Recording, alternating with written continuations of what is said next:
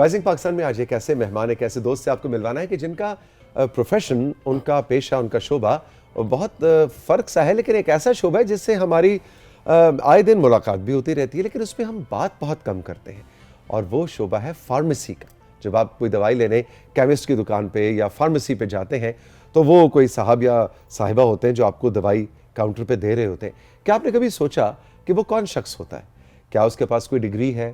کیا اس کے پاس کوئی لائسنس ہے؟ کیا وہ آتھورائزڈ ہے کہ آپ نے جو ڈاکٹر کا نسخہ جا کے اس کے سامنے رکھا ہے وہ اس کو پڑھ لے گا؟ پہلی بات ہے کہ ڈاکٹر کی ہینڈ رائٹنگ پڑھ لے گا، یہ بھی بڑا اسٹیریوٹائپ ہے۔ میں ایسے ڈاکٹرز کو بھی جانتا ہوں جن کی بڑی خوبصورت لکھائی ہوتی ہے، لیکن اس نے ڈاکٹر کا نسخہ پڑھا اور پھر دوائی نکال کے آپ کو دی اور اس نسخے کے مطابق تھوڑا سا سمجھا بھی دی۔ یہ کون شخص ہوتا ہے؟ کیا وہ مجاز ہے یہ سب کہنے کا؟ کیا اس کی کوئی ٹریننگ ہے؟ نہیں ہے؟ یہ بڑی دلچسپ گفتگو ہے اور یہ آج ہم انفولڈ کرنا چاہیں گے ڈاکٹر محمد اخلاق سے۔ اور ڈاکٹر اخلاق جو ہیں وہ ہزارہ یونیورسٹی میں فارمیسی ڈپارٹمنٹ کے ہیڈ آف ڈپارٹمنٹ بھی ہیں، فارماسسٹ تو ہیں ہی ہیں، یہ اس شعبے میں پڑھاتے بھی ہیں، ایکچولی بہت سے لوگوں کو انہوں نے ٹرین بھی کر رکھا ہے، اور بہت سی ان کی ریسرچ ہے اس شعبے کو پاکستان میں بہتر بنانے کے حوالے سے، جبکہ بین الاقوامی سطح پہ آپ دیکھیں تو وہاں پہ بہت سخت قوانین ہیں، پاکستان میں ہے نہیں ہے۔ اور ایک آئسنگ آن دا کیک ہے کہ ڈاکٹر صاحب بہت اچھے شاعر بھی ہیں۔ گڈ مارننگ، السلام علیکم ڈاکٹر اخلاق۔ وعلیکم السلام، ویلکم ٹو رائزنگ پاکستان۔ بہت شکریہ جناب، تھینک یو۔ سب سے پہلے یہ بتائیں کہ جو وہ شخص کاؤنٹر کے پیچھے کھڑا ہوتا ہے جی، وہ آج ویسے میں نے یہ بات کر دی، اب سارے ذرا ڈر ڈر کے جائیں گے دوائیں لینے، کہ وہ مجاز ہوتا ہے، اس کو کوئی عطا پتہ ہوتا ہے دوائیوں کا، یا میری طرح چار نام یاد کر لی؟ سر یہ بہت خوبصورت بات آپ نے کر دی، اور یہ واقعی الارمنگ ہے کہ اس کا فارماسسٹ ہونا بہت ضروری ہے۔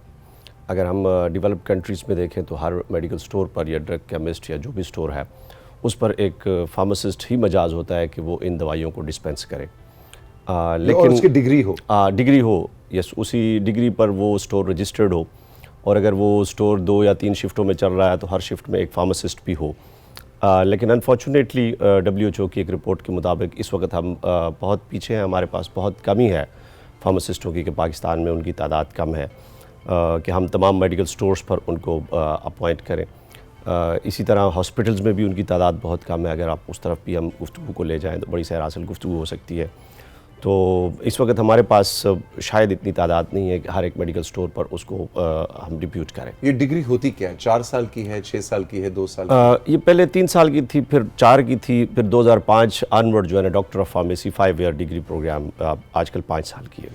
5 سال جیسے آپ کو ایک ڈاکٹر بننے کے لیے یا ڈینٹل سرجن بننے کے لیے آپ کو پورے 4-5 سال لگانے پڑتے ہیں، بالکل اسی طرح اس میں پڑھایا کیا جاتا ہے؟ دوائیوں کو تیار کرنا بھی پڑھایا جاتا ہے، یا دوائی کون سی ہے؟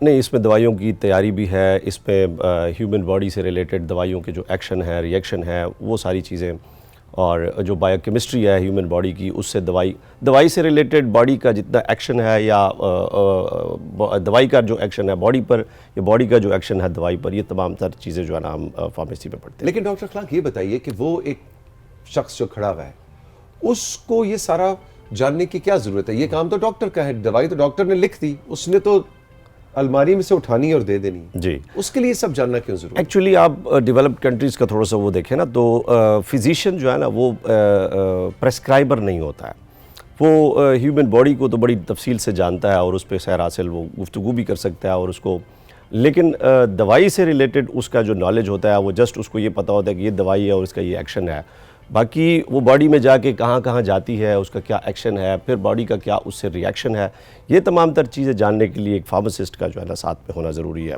اور اسی وجہ سے WHO کی ایک رپورٹ کے مطابق، اور یہ 2016 میں پبلش ہوئی، کہ پر 50 بیڈ جو ہے نا ایک فارماسسٹ کا ہونا ضروری ہے ہر ہاسپٹل میں، ہر ہاسپٹل میں پر 50 بیڈ۔ اگر 200 بیڈ ہاسپٹل ہے تو اس میں 4 فارماسسٹ ہونے چاہیے، اگر اس طرح 500 ہے تو اس طرح اس کے اکارڈنگلی، تو اب آپ اس تعداد کو دیکھ لیں، اس وقت پاکستان میں ہمارے پاس کتنے ہاسپٹل ہیں کہ جن میں فارماسسٹ ہونے چاہیے۔ تو سٹور سے نکل کے آپ جب آپ ہاسپٹل پہ آتے ہیں، اس طرح سٹورز میں آپ دیکھتے ہیں تو بہت کم ایسے پروڈکٹس ہیں جن کو اوور دی کاؤنٹر پروڈکٹس ہوتے ہیں، جیسے OTC ہے، باقی ریسٹ آف دی میڈیسن جو ہے نا وہ آپ اس کو کنٹرول ضمن میں لے سکتے ہیں کہ وہ ایک ایکسپرٹ ہی ہوگا کہ وہ اس کو ڈسپینس کرے اور پیشنٹ کو دے. تو ان چیزوں کو ہم نے میرے خیال میں ڈیولپڈ کنٹریز کے ایٹ پار لانا ہوگا, اور ہم نے اس پہ فوکس کرنا ہے کہ ہم اپنی پالیسیز کو بھی ریوائز کریں اور ان چیزوں کو ہم فکس کریں, لیکن اس میں ہمارے پاس تعداد جو ہے نا وہ میٹر کرتی ہے. اچھا یہ بتائیے اب کہ یہ جو 5 سال کی ڈگری ہے, آپ کی باتوں سے تو مجھے لگ رہا ہے کہ یہ بڑا جاب اپرچونٹیز کے اعتبار سے دیکھا جائے تو بڑا ایسا لیوکریٹو کیریئر ہے جس کی کھپت نوکری کی صورت میں بہت جلد ہو جائے گی, اور جاب لیس نہیں رہے گا اگر آپ کے پاس ڈگری ہے, اور ایون پاکستان سے باہر بھی اس کے مواقع ایسا ہی ہے. تو پھر اب یہ بتائیے, اب ہزارہ یونیورسٹی کی تھوڑی سی مثال لے لیتے ہیں کہ وہاں پہ پورا ڈپارٹمنٹ ہے, اسی طرح پاکستان کی دوسری درسگاہوں میں بھی فارمیسی کے ڈپارٹمنٹس ہیں. جی اور نوکری اچھی مل جاتی ہے, اس کے بارے میں جی الحمدللہ. میں چونکہ فارمیسی کونسل میں بھی ہوں, ریگولیٹری باڈی ہے جو تمام پاکستان کے انسٹیٹیوشنز کو دیکھتی ہے, تو اس وقت پاکستان میں لگ بھگ 200 کے تعداد میں جو ہے نا انسٹیٹیوشنز ہیں, لیکن میں نے اب تک اپنی اس پروفیشنل لائف میں کوئی ایسا فارماسسٹ نہیں دیکھا جو جاب لیس ہو. پبلک یا پرائیویٹ سیکٹر میں کہیں نہ کہیں اس کو جاب ملتی ہے اور وہ نوکری کر رہا ہے. اب اس کی اپنی ایکسپرٹیز اس کے اپنے اس پر ہے کہ وہ کتنا کما رہا ہے, کتنا وہ کتنی محنت ہے اس کی, قابلیت کیسی ہے. ایگزیکٹلی ایسی ہے. اور ایک فارماسسٹ جو ہے وہ پھر اپنا لائسنس لے کے اپنی کیمسٹ شاپ بھی کھول سکتا ہے. آف کورس ایسی ہے. اب اس میں بھی ایک ایسی بات ہے جو ہم ویسے کہنی نہیں چاہیے, لیکن ہم اس کو یہ کرتے ہیں کہ چونکہ تعداد کم ہے تو کہیں جاب کر رہے ہوتے ہیں, کہیں ان کے لائسنس کہیں اور لگے ہوتے ہیں, تو اس چیز کو بھی ہم نے فیوچر میں کسی سٹیج پہ روکنا ہے. تو یہ تو آپ کی ریگولیٹری باڈی کی ذمہ داری ہے. یہ وہ چیز ہے جس کو فوکس کرنا بہت ضروری ہے کہ لائسنس لے کے جی 2 کزنز تھے بے روزگار ہے نا جی, ایک نے ایف اے کیا ہوا تھا, ایک نے میٹرک کیا ہوا تھا, اب یہ بھی کر لیا تھا, اپنے لائسنس پہ شاپ ان کو کھول کے دے دی ہے, ہے نا جی, اور وہ چلا رہے ہیں, اور آپ ہفتے میں 1 دفعہ جا کے اس کو سپروائز کر دیتے ہیں. یہ انلیگل ہے. یہ انلیگل ہے. اچھا جی, اب پڑھنا کتنا پڑتا ہے اس 5 سال میں؟ مطلب آدھا کو ڈاکٹر تو بنا دیتے ہوں گے نہیں؟ آدھا, بلکہ میں سمجھتا ہوں کہ اس کا بہت رول ہے, ڈاکٹر سے زیادہ اس کا رول ہے کہ میڈیسن کو آپ اس کی سنتھسس سے لے کے اس کی تیاری, اس کے ایکشن ری ایکشن تک جب آپ پڑھتے ہیں. کیمسٹری کا بہت اس میں کیمسٹری کا رول ہے. پھر کیمسٹری سے ریلیٹڈ پھر ہیومن باڈی فارماکولوجی آ گئی, اس میں بایو کیمسٹری آ گئی, ہیومن باڈی اس کے ساتھ کیا کرتی ہے, اس کے ری ایکشنز ہیں. وہ میرے خیال میں یہ ایک ڈائیورسیفائڈ قسم کی فیلڈ ہے جو پاکستان میں میں سمجھتا ہوں پچھلے 2 ڈیکیڈز میں اس کو فوکس کیا گیا. اس سے پہلے تو اس کا بہت کم نام ہوتا تھا, بہت کم تعداد میں لوگ ہوتے تھے, لیکن اب الحمدللہ اس طرف آ رہے ہیں. اور ظاہر ہے جب تعداد بڑھے گی تو ہم ریگولیشنز کی طرف آئیں گے اور ان پالیسیز کو پھر امپلیمنٹ بھی کریں گے, چاہے وہ میڈیکل سٹورز ہیں, چاہے وہ ہاسپٹلز ہیں یا انڈسٹری ہے. اب ہاسپٹل میں آپ دیکھ لیں جتنی کھپت ہے اس پہ پر 50 بیڈ اگر ہاسپٹل میں پیشنٹ ہے تو پیشنٹ کو جو ڈوز دینی ہے وہ اس کے باڈی ویٹ کے اکارڈنگلی دینی ہے. تو ایک پریسکرائبر یا ڈاکٹر کو تو نہیں پتا کہ اس کی باڈی ویٹ کے مطابق اس کو کیا ڈوز دینی ہے, وہ پیشنٹ کو دیکھتا ہے اور اس کو لکھ دیتا ہے فلاں میڈیسن اس کو دے دے. نرس تو just she is dispensing lady وٹ کہہ لیں, اگر وہ میل ہے جی جسٹ اس کو ایڈمنسٹر کرنا ہے, اس کو اٹھا کے دینی ہے, یہ ڈاکٹر لکھی ہے یہ آپ کو دینی ہے. بٹ وہ 50 بیڈ ہاسپٹل کا جو ایک رول ہے پیشنٹ فارماسسٹ کا, اس نے پیشنٹ کے ویٹ کے اکارڈنگلی اس کی ڈوز کو کیلکولیٹ بھی تو کرنا ہے نا. ہمارے بہت سے ویورز جو ہے وہ اکثر ہم سے کیریئرز کی بات کرتے رہتے ہیں, مشورے لیتے رہتے ہیں, توثیق بھائی بتائیں میں اب کیا کیریئر اپناؤں. تو مجھے لگ رہا ہے کہ آپ کی گفتگو ان کے لیے بہت اچھی رہنمائی دے رہی ہوگی کہ ایف ایس سی کرنے کے بعد, اس میں F S C pre medical کے بعد, F S C pre medical کے بعد فارمیسی کے اندر آپ کو داخلہ مل سکتا ہے. آل اوور پاکستان مختلف درسگاہیں جو ہیں اس کو آفر بالکل پبلک پرائیویٹ دونوں چل رہے ہیں. دونوں چل رہے ہیں. اچھا جی, اب ذرا تھوڑا سا آپ کی شخصیت کا دوسرا رخ چھیڑتے ہیں, اور جو ایک شاعر کا رخ ہے. ویسے تو سائنس اور شاعری, ویسے میرا خیال ہے سائنس شاعری تو ایسی چیز ہے جو کہ گداز شخصیت میں لے کے آتی ہے طبیعت میں, ہے نا جی. تو پھر اس کے بعد آپ جہاز اڑاتے ہوں یا آپ فوجی ہوں یا آپ سائنسدان ہوں, فنون لطیفہ سے جڑت جو ہے وہ بڑی ضروری ہے, بہت ضروری ہے. تو یہ بتائیے کہ یہ آپ کا یہ جو رخ ہے شخصیت کا, یہ بھی بچپن سے ہے, اور کیسے ایک سائنسدان اور شاعر کا ملاپ کب ہوا, کس عمر میں؟ پہلی محبت میں ہوا یا اس سے پہلے ہو چکا؟ نہیں, یہ شاید ماں کی محبت میں ہوا جو سب سے پہلی محبت ہوتی ہے. بے شک. اور میری والدہ بھی جوانی میں لڑکپن میں وہ پشتوں کی شاعری کرتی تھی. میرے ماموں بڑے اچھے رائٹر تھے, تو وہ جینیٹیکلی کچھ چیزیں ادھر سے آ رہی تھیں. لیکن اس میں ماحول کا بہت عمل دخل ہے. جب آپ کو گھر میں ماحول ملتا ہے, جب آپ کو گھر میں کتابیں ملتی ہیں, جب کوئی پڑھ رہا ہے اور آپ اس کو دیکھ رہے ہیں, وہ بڑا اچھا کسی نے کہا تھا نا کہ the children will not follow your words, they will follow your actions. بے شک. تو آپ جب دیکھتے ہیں کہ گھر میں آپ کی والدہ بیٹھ کے کوئی فارغ ٹائم میں وہ کتاب پڑھ رہی ہے اور کوئی کہانی پڑھ رہی ہے یا کوئی شاعری کی کتاب پڑھ رہی ہے، سو آٹومیٹیکلی آپ اس طرف کھنچتے ہیں اور آپ وہ چیز جو ہے نا اٹھا کے پھر پڑھتے ہیں.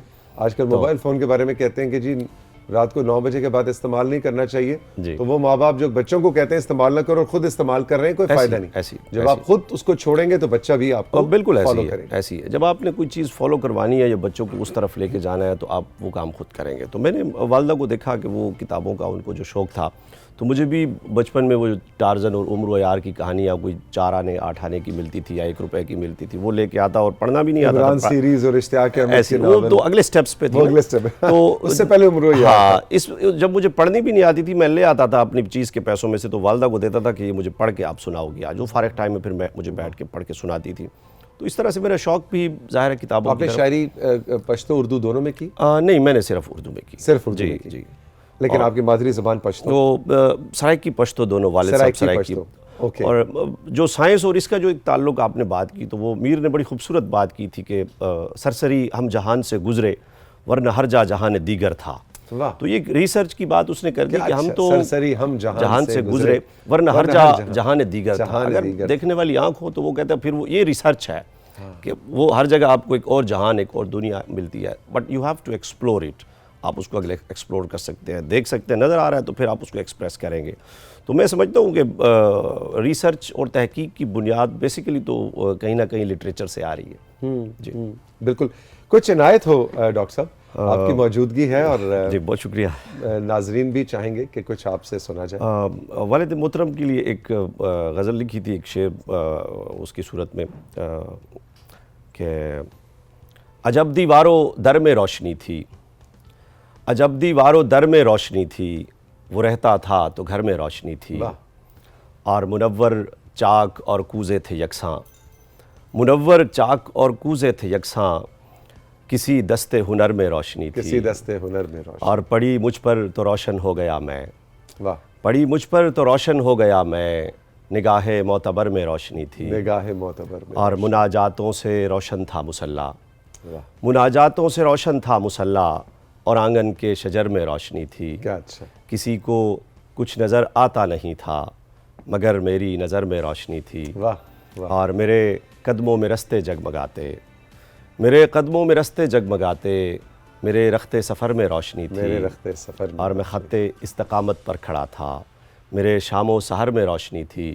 اور وہ آنکھیں اب خدا جانے کہاں ہیں کہ جن سے شہر بھر میں روشنی تھی. وہ آنکھیں اب نہ جانے کہاں، وہ آنکھیں اب خدا جانے کہاں ہیں، وہ آنکھیں اب خدا جانے کہ جن سے شہر بھر میں روشنی تھی، جن سے شہر بھر. عجب دیوار و در میں روشنی تھی، وہ رہتا تھا تو گھر میں روشنی. گھر میں روشنی. کیا اچھا، بہت اچھا، بہت خوب. اب اس وقت اکثر جب بھی آپ جیسا کوئی شعر و شاعری سے اور قلم سے جڑا ہوا مہمان آ جائے تو میں ضرور جاننا چاہتا ہوں، کیونکہ میرے ناظر یہ جاننا چاہتا ہے کہ ہم اپنے بچوں کو اچھی اردو پڑھنے کا شغف، کا شوق کیسے ان کے دل میں ڈالیں. اچھی اردو پڑھنے، اچھی اردو بولنے، اچھی اردو سننے، کوئی 1-2 ٹپس دیجیے. سر گھر سے ہی ماحول ملتا ہے، اور جب آپ بچپن سے ان کی گرومنگ پر توجہ دیتے ہیں تو آپ انگریزی شروع نہ کریں. شروع میں انگریزی آ جاتی ہے اور بہت اچھی آ جاتی ہے، لیکن جو اچھی اردو ہے وہ آپ اس کو پرائمری اسکول تک گھر میں بولیں. اور بچوں کی بہت خوبصورت کہانیاں، کتابیں بہت مارکیٹ میں اویلیبل ہیں، آپ وہاں سے لیں. ایون آپ سٹوری بکس لائیں اور خود اگر ان کو سمجھ نہیں آ رہی تو آپ ان کو پڑھ کے سنائیں، تو یقین جانیے کہ ان کو شوق ہوگا اور وہ پڑھیں گے. اور وہ ایک وقت آئے گا کہ آپ دیکھیں گے کہ آپ کے گھر میں چھوٹی سی ایک لائبریری بنے گی اور وہ بچے بیٹھ کے جو ہے نا اس کو انجوائمنٹ کے طور پہ لیں گے، پڑھیں گے. لیکن یہ کام آپ نے خود سے شروع کرنا ہے. اور اگر خود شوق نہ ہو پڑھنے کا، کچھ لوگ ہوتے ہیں نا نہیں پڑھتے، لیکن اب اس عمر کے حصے میں پہنچ گئے کہ چاہتے ہیں کہ اگلی نسل جو ہے وہ پڑھے، تو خود پڑھنے کے علاوہ بھی کوئی ٹپس ہونی چاہیے. کیا جو ہے لوگ کہا کرتے تھے کہ جی اخبار پڑھیں، تو اب آج کل سوشل میڈیا کا زمانہ ہے، تو کیا کوئی کوئی ویب سائٹس, کوئی ٹک ٹاک, کوئی انسٹاگرام کے پیجز فالو کریں؟ آف کورس ایسے ہی ہے. جب آپ ان کو بیٹھ کے یہ دکھائیں گے کہ میں کچھ کر رہا ہوں یا پڑھ رہا ہوں, یہ کرنا پڑے گا, یہ کرنا پڑے گا. گھر میں اگر آپ نے کسی کو ٹریک پہ لانا ہے تو آپ صرف نصیحت سے, واز سے ان کو اس طرف نہیں لا سکتے. آپ کہیں بیٹھ کے جب تھوڑا سا دکھائیں گے اور وہ آٹومیٹیکلی ساتھ آپ کے ہوں گے اور بیٹھیں گے. میرے ساتھ چھوٹی چھوٹی میری 3 چھوٹی بیٹیاں ہیں, وہ مجھے جوائن کرتی ہیں, اور جب میں پڑھ رہا ہوتا ہوں تو وہ بھی کتابیں لے آتی ہیں, کوئی پین وین لے آتے ہیں. ایک تو بہت چھوٹی ہے, وہ بھی بیٹھ کے جو ہے نا وہ لکھ رہی ہوتی ہے. تو مجھے فیل ہوتا ہے کہ یس, ان کی ساری موٹیویشن وہ یہاں سے میری سے وہ ہو کے جا رہی ہے. جب میں رات کو آتا ہوں بیٹھتا ہوں تو وہ بھی آ کے اپنی کتابیں لے آتی ہیں, آٹومیٹیکلی بیگ لے آتی ہیں کہ یہ پاپا پڑھائے, یہ ساتھ بیٹھ کے جو ہے نا. تو گھر کا ماحول جو ہے وہ بنانا یہ میٹر کرتا ہے صاحب, یہ میٹر کرتا ہے. کیونکہ اس وقت انسٹیٹیوشنز میں میں دیکھتا ہوں, آپ یقین کریں مجھے تکلیف ہوتی ہے کہ ہماری یونیورسٹیز کی یا کالجز یا اسکول کی لائبریریز ویران پڑی ہوتی ہیں, بالکل ویران پڑی ہوتی ہیں, سوائے چند ایک لوگوں کے. میری ایک اسٹوڈنٹ, میری پی ایچ ڈی کی ریسرچ کولیبریشن تھی آکسفورڈ کے ساتھ, تو میں نے اس کو بھیجا. She got the P H D degree. جب واپس آئی تو میرے سپرویژن میں اس نے پی ایچ ڈی کی. تو جب واپس آئی تو میں نے پوچھا, میں نے کہا بیٹا کوئی فرق آکسفورڈ اور ہماری یونیورسٹی کا کیا تھا؟ تو اس نے بڑی خوبصورت بات کی. اس نے کہا سر سب کچھ وہی ہے, ایک چیز میں نے بڑا محسوس کیا فرق. میں نے کہا کیا؟ کہتی ہے ان کی لائبریریز جب اسٹوڈنٹ فارغ ہوتے ہیں تو بھری پڑی ہوتی ہے, اور ہمارے جب اسٹوڈنٹس فارغ ہوتے ہیں تو کہیں لان میں بیٹھے ہیں, کہیں موبائل فونز پہ لگے ہوئے ہیں, کہیں باہر ٹک ٹاک بنا رہے ہیں. تو یہ ایک بہت بڑا فرق جو آکسفورڈ کے اسٹوڈنٹس میں وہ دیکھ کے آئی. تو now she is P H D doctor, میری سپرویژن میں اس نے کام کیا. تو مجھے ریئلائز ہوا کہ واقعی ہمیں اس طرف جو ہے نا توجہ دینی چاہیے. کتاب دوستی جو ہے وہ بہت ضروری ہے. تو انسٹیٹیوشنز میں یہ حال ہے, تو جب آپ گھر سے ماحول دیں گے تو وہ آٹومیٹیکلی وہاں بھی بیٹھ کر پڑھیں گے اور سیکھیں گے. پروگرام کا وقت اپنے اختتام کی طرف بڑھا ہے, لیکن کنٹرول روم کی فرمائش بھی ہے اور میری فرمائش بھی ہے کہ جاتے جاتے کچھ ایک آدھ کوئی غزل کے کچھ اشعار یا کوئی کچھ بھی جو آپ کا دل کرے, کچھ عنایت ہو. لو کسی سے لگائیے صاحب. واہ, اچھا. لو کسی سے لگائیے صاحب, لو کسی سے لگائیے صاحب, رات بھر جگمگائیے صاحب. آہا, اور یہ تعلق نہیں بھرم ہی تو ہے, واہ, کیوں کسے آزمائیے صاحب. واہ, یہ تعلق نہیں بھرم ہی تو ہے, بھرم ہی تو ہے, کیوں کسے آزمائیے صاحب. اور رات ایک پھول سے کہا میں نے, کوئی خوشبو جگائیے صاحب. واہ, اور موسموں کا مزاج بدلے ذرا, موسموں کا مزاج بدلے ذرا, بولیے مسکرائیے صاحب. کیا اچھا. اور آپ کے ہاتھ ہیں میری ڈوریں, جب تماشا بنائیے صاحب. واہ واہ, اور آپ کا دشت آپ کے آہو, خاک جم جم اڑائیے صاحب. اور دے کے مٹی کو درد کا زنگار, آئینہ مت بنائیے صاحب. اور یہاں آسیب تک نہیں رہتا, میرے اندر سے جائیے صاحب. واہ واہ, یہاں آسیب تک نہیں رہتا, میرے اندر سے جائیے صاحب. عشق آزار زندگی بھر کا, جان کیوں کر چھڑائیے صاحب. اور آپ جاتے ہیں پر نہیں جاتے, جائیے پھر نہ آئیے صاحب. واہ واہ, آپ جاتے ہیں پر نہیں جاتے, جائیے پھر نہ آئیے صاحب. کیا اچھا ہے, بہت ہی جدا انداز. لو کسی سے لگائیے صاحب. بہت شکریہ سر. لو کسی سے لگائیے صاحب, رات بھر جگمگائیے, رات بھر جگمگائیے صاحب. بہت ہی جدا انداز. شکریہ. اور بہت مجھے لطف آیا آپ سے مل کر, شکریہ. اور آپ کو سن کر. Thank you very much. بہت شکریہ. آپ کا بہت بہت شکریہ. آپ نے رائزنگ پاکسمین ڈاکٹر اخلاق کی اور باقی ساتھیوں کی بھی گپ شپ سنی, آج کے سیگمنٹس دیکھے. کیسے لگے ہمیں ضرور بتلائیے گا ہمارے واٹس ایپ نمبر پہ اور ہمارے انسٹاگرام پہ. اور اگر آپ فارمیسی کے شعبے میں شوق رکھتے ہیں, شغف رکھتے ہیں, اس کو پرسو کرنا چاہتے ہیں, تو آپ ضرور ہم سے رابطہ کیجئے. ہم ڈاکٹر اخلاق سے آپ کے لیے کوئی مشورہ مفت لے کے آپ کو جوابی لفافہ یعنی جوابی واٹس ایپ پہ آپ کی رہنمائی کریں گے اور اس میں خوشی محسوس کریں گے. ملیں گے پھر. خدا حافظ.